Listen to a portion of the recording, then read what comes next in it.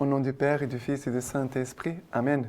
Grande joie d'être là avec toi en ce 15 septembre. Nous sommes déjà au milieu du mois et nous célébrons aujourd'hui Notre-Dame des douleurs. Hier, c'était la croix glorieuse. Aujourd'hui, Notre-Dame des douleurs. Notre-Dame qui intercède pour chacun de nous. Et la première lecture d'aujourd'hui, c'est de Hébreux, chapitre 5, à partir du verset 7. C'est lui qui, au jour de sa chair, ayant présenté avec une violente clameur et des larmes, des implorations et des supplications à celui qui pouvait le sauver de la mort, et ayant été exaucé en raison de sa piété, tout fils qu'il était a appris de ce qu'il souffrit l'obéissance, après avoir été rendu parfait. Il est devenu pour tous ceux qui lui obéissent, principe de salut éternel. Ici, nous parlons de Notre-Dame de douleur, la souffrance de la Vierge Marie. Nous parlons aussi des douleurs de Jésus-Christ. Jésus, quand il était ici sur cette terre, nous dit qu'ayant présenté avec une violente clameur et des larmes, des implorations et des supplications à celui qui pouvait les sauver de la mort. Et c'est vrai, nous voyons cela au Jardin des Oliviers, Jésus qui dit « Père, s'il est possible, éloigne de moi cette coupe ». Nous voyons la souffrance de Jésus déjà. La sueur du sang que Jésus il va avoir la sueur comme des gouttes de sang. Nous voyons à quel point Jésus vivait une grande souffrance, une grande angoisse. Et Jésus va supplier le Père. Mais qu'est-ce qui se passe ici? Et ayant été exaucé en raison de sa piété, tout fils qu'il était, a appris de ce qu'il souffrit l'obéissance. Ça veut dire que dans la souffrance, dans cette épreuve, Jésus a été obéissant au Père.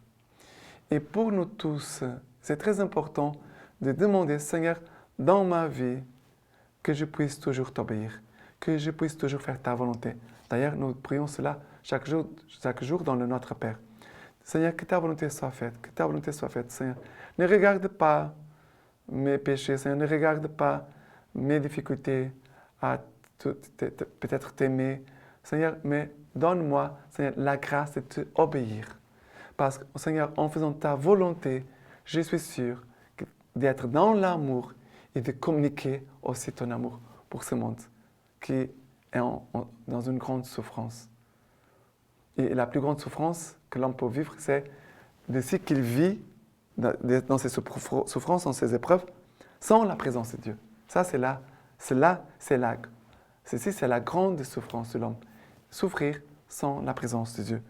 Jésus a vécu tout cela uni au Père. Et Jésus nous invite aussi, à chacun de nous, à vivre cette obéissance.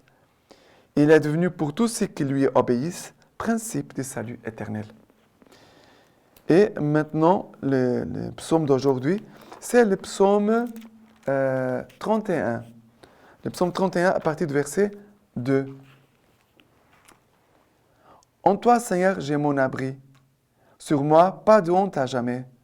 En ta justice, affranchis-moi, délivre-moi. Tends l'oreille vers moi, hâte-toi. Sois pour moi un roc de force, une maison fortifiée qui me sauve. Car mon rocher, mon rempart, c'est toi. Pour ton nom, guide-moi, conduis-moi. Tire-moi du filet qu'on m'a tendu, car c'est toi ma force. En tes mains, je remets mon esprit. Et c'est toi qui me rachètes, Seigneur.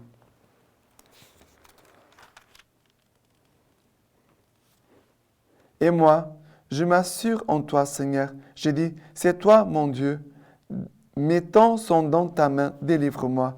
Des mains hostiles qui s'acharnent. Et après le verset encore 20. Quelle est grande, Seigneur, ta bonté. Tu la réserves pour qui te craint. Tu la dispenses à qui te prend pour abri, face au fils d'Adam. Vous voyez que ce psaume, il commence par la souffrance, par la supplication. Après, il a un acte de confiance en toi. Je m'assure en toi, Seigneur. Je dis, c'est toi mon Dieu. Mes temps sont dans ta main, délivre-moi. Ma vie est dans ta main. Un acte de confiance. Et après, il finit en disant, quelle est grande, Seigneur, ta bonté. Voyez, je présente ma souffrance, un acte de confiance, et maintenant, encore, je proclame la bonté. Seigneur, tu es bon envers nous. Quelle est grande ta bonté. Tu la réserves pour qui te craint. Demandons cette grâce de la crainte du Seigneur et de cette confiance inébranlable dans les mains du Seigneur. Toute notre vie appartient au Seigneur. Ma vie, notre vie est dans les mains du Seigneur.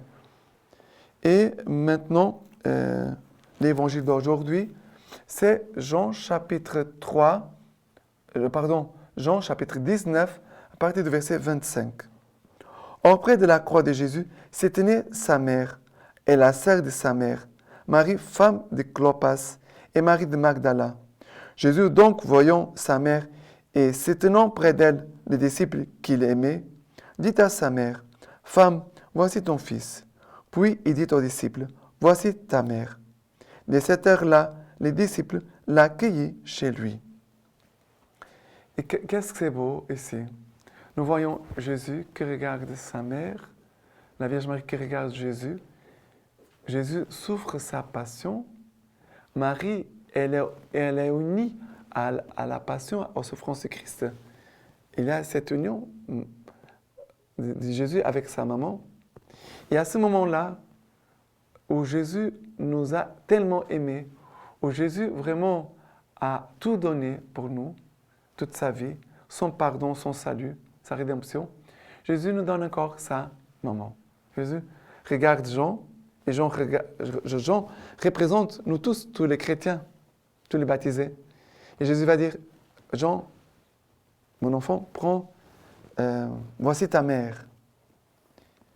Femme, voici ton fils.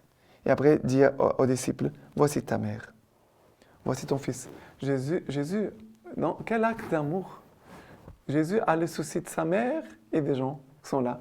C'est lui qui meurt, c'est lui qui souffre, mais Jésus a le souci du bien des autres. Il va dire, voici ton enfant, ton fils, voici ta mère. Voilà.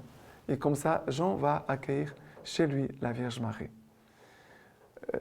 Ça veut dire, dans la souffrance, dans les souffrances Marie, Jésus ouvre encore une place pour tous les enfants. Tous les enfants, Marie elle devient la mère de tous les croyants au pied de la croix. Ça veut dire, au moment de la souffrance, et là, le moment de souffrance, c'est le moment de la maternité de Marie. C'est aussi le moment de la souffrance de Jésus sur la croix, c'est le moment le plus grand amour de Jésus pour nous, mais aussi le plus grand amour de la Vierge Marie envers nous, c'est aussi au moment de la croix, de la passion, de la souffrance. Quel mystère d'amour! Que nous puissions vraiment nous abriter dans le cœur de Jésus, mais aussi nous abriter dans le cœur immaculé de Marie. Et maintenant, la lecture patristique. Homélie de Saint Bernard. Le martyre de la Vierge nous est connu tant par la prophétie de Siméon que par les récits même de la passion du Seigneur. Oui, Mère bénie, un glaive a transpercé ton âme. Il n'aurait pu, sans transpercer celle-ci, pénétrer dans la chair du Fils. Plus que martyr, puisque ta souffrance de compassion aura certainement dépassé la souffrance qu'on peut ressentir physiquement. Comment l'écoute de cette parole ne transpercerait-elle pas ton âme pleine d'affection quand le seul souvenir de cette parole brise déjà nos cœurs, qui sont pourtant les rochers, qui sont pourtant des roches et de fer. Ne vous étonnez pas, frères, qu'on puisse dire de Marie qu'elle a été martyre dans son âme. Et maintenant, je vous laisse la bénédiction par les mains toutes pures de la Vierge Marie. Que Dieu Tout-Puissant vous bénisse et vous garde, le Père, le Fils et le Saint-Esprit. Amen.